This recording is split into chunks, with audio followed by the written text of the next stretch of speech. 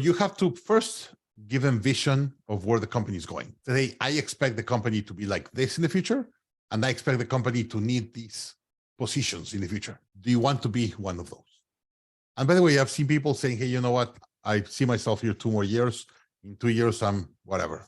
And it's fine. It's not bad. But if you're trying to teach them something, they don't want to learn. There's a saying that sounds really ugly, and please don't quote me on this. It said, don't try to teach a pig to sing. You will annoy the pig and you will lose your time. If they don't want to learn because they're going to be gone in 2 years, don't try to make it. I've seen people telling me 2 years before and said, hey, in 2 years, this is going to happen in my life and I'm going to be out.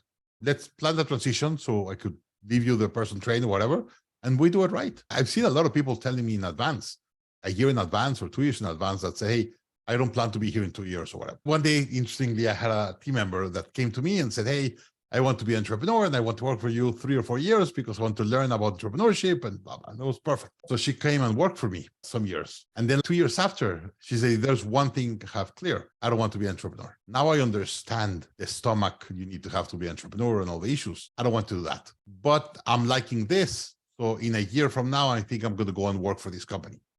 Perfect. And I even help her go there. If we're doing it in an educated manner, and we have a conversation about it, it's normal.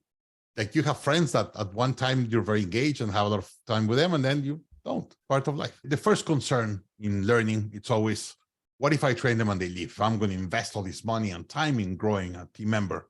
Now they're going to be great and they're going to leave. And I was like, yes, that could happen. And by the way, it's going to happen. Probably 2 out of 10 or 3 out of 10 are going to leave. But what's the alternative? That you do not train them and they will stay. What's worse for you? So I tell them, hey, being an entrepreneur or a leader of a company, it's a privilege. And part of this privilege is helping you grow your community. I see it as a way to give back to my community, to grow 3 or 4 people that I know they're going to leave, but they're going to be better leaders and they're going to grow other companies in my community. We'll end up going to do great. So that's my best conversation with someone that is worried that if they train their team members, they're going to leave.